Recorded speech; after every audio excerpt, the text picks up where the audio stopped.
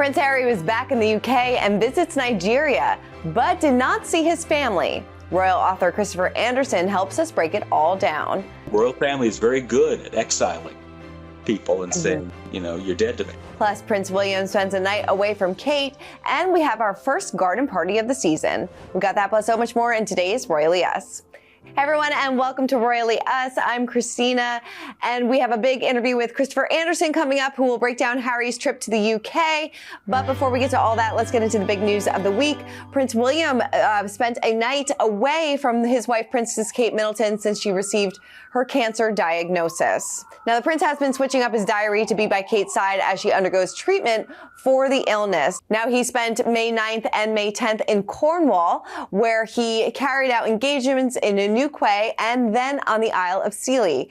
Now, he did visit the site where the Duchy of Cornwall's first homeless housing project will be built. So this was definitely a big initiative for him, since this project will provide 24 homes and offer support to homeless people. This has been a big undertaking for Prince William, who has dedicated a lot of his time to finding housing for the homeless. So I'm sure this was probably a big deal for him to kind of, spend some time away from the family. But it seems like, he is getting back in front of royal duties and getting, as much normalcy as they possibly can.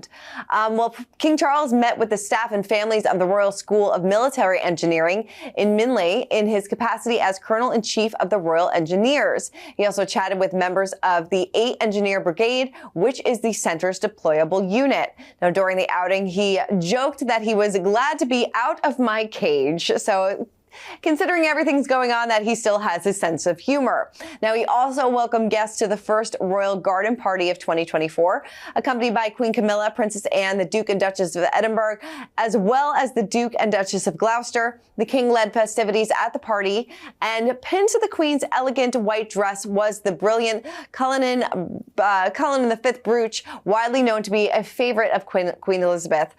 From Christmas broadcasts to London Fashion Week, Princess Eugenie's wedding to Prince Philip's cricket matches, the brooch remained close to Her late Majesty's heart throughout her 70-year reign. It's a fittingly heart-shaped itself, has illustrious history. It was cut from the 3106 carat Cullinan diamond, considered the largest rough diamond ever discovered, and was given to Queen Mary, who wore it in her crown during the 1937 coronation of King George. Queen Camilla would go on to wear the same crown with the same diamond for her own coronation in 2023. So definitely a nice way to send a nod to Queen Elizabeth and keeping her memory alive, and in such a beautiful way. All right, well, Prince Harry looked stunned but thrilled as he was met by a vast crowd of adoring fans cheering him on as he left St. Paul's Cathedral alone. He attended a service to celebrate the 10th anniversary of the Invictus Games, and afterwards was greeted by what appeared to be thousands of people lining the streets in central London to greet him. The estranged royal beamed as he was met with cheers from the crowd and shook hands and made jokes with several of them, who looked delighted that he took the time to say hello.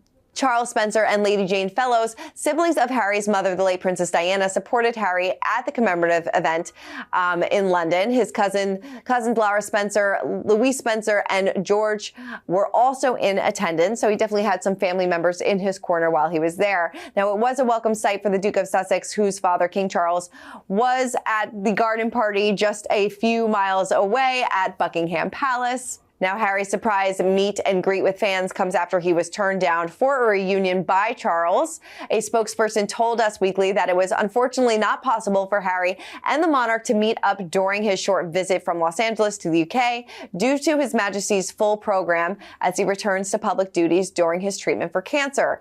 They said in full, in response to the many inquiries and continued speculation on whether or not the Duke will meet with his father while in the UK this week, and unfortunately will not be possible due to His Majesty's full program. The Duke, of course, is understanding of his father's diary of commitments and various other priorities and hopes to see him soon. Now, on top of that, just hours after he touched down in London for his Invictus Games, Harry learned that his brother, Prince William, and his father will be attending an engagement this week where William will be made the Colonel-in-Chief of the Army Air Corps, Harry's old regiment. Now, before Prince Harry stepped down from royal life, it was expected he would inherit the role that would see him take charge of the regiment he toured as we know he toured Afghanistan with until 2014.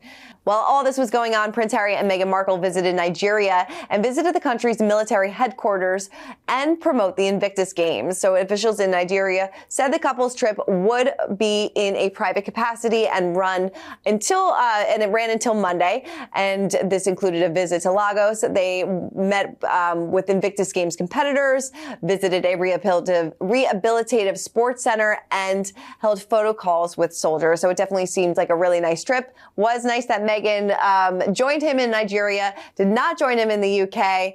So let's break all this down because it's been a big week for Harry and what it all means with the future of the family as he did not see his family. So we caught up with royal author Christopher Anderson, who is breaking down the royal rules. Take a look.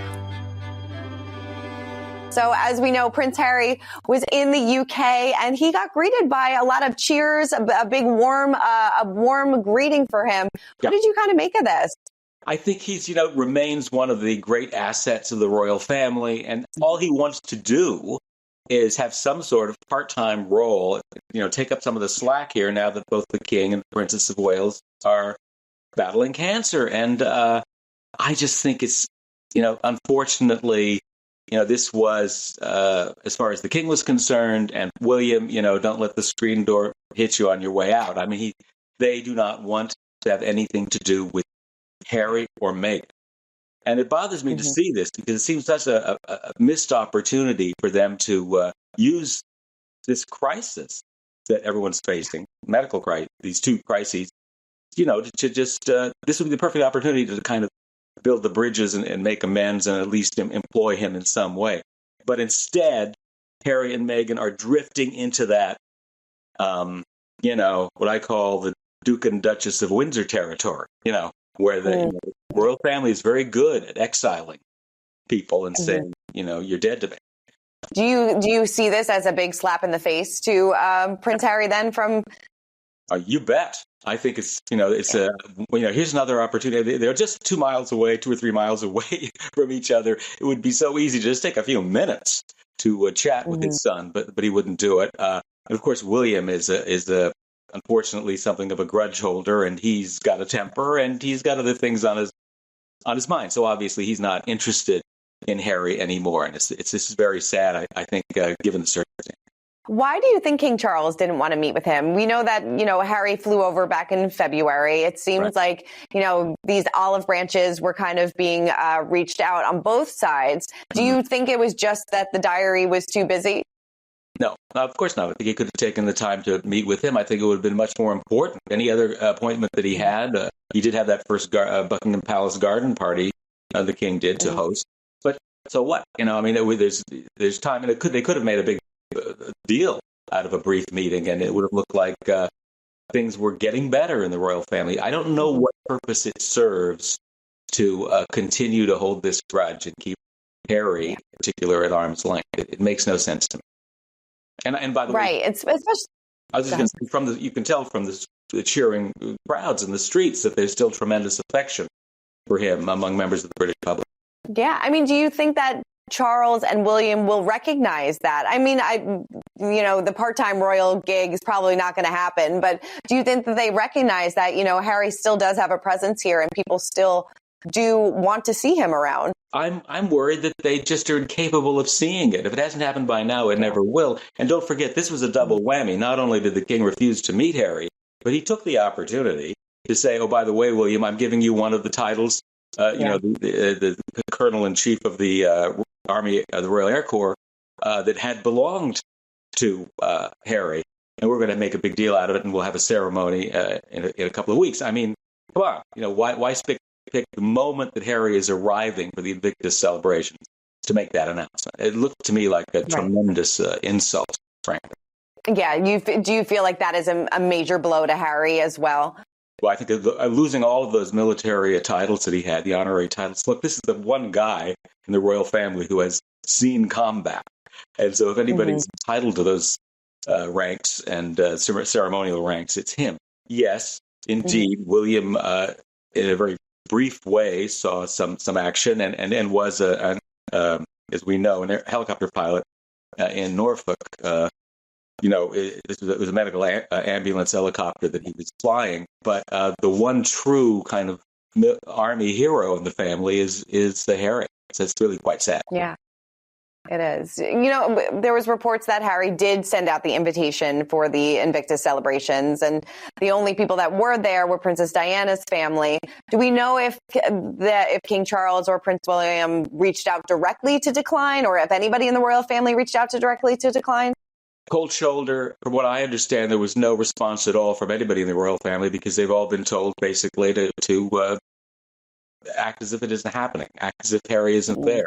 I think it's sad because if you remember, Queen Elizabeth was a big supporter of Invictus Games. She did that wonderful commercial with Barack and Michelle Obama, about 3 years into the game. So to see that no one in the royal family is stepping up, and what a perfect thing for them to back. I mean, how could you, wounded war heroes? I mean, it's a no-brainer for the royal family, but they've refused to do it because it's Harry's thing. Yeah, I feel like we will probably be talking in circles about whether or not this family will get back on good terms, but we will be doing it every single week. So we will be talking, of course, about the royal headlines each and every week. All right, well, that is it for this week's episode of Royally Us. Keep commenting, keep subscribing, and we'll see you next week.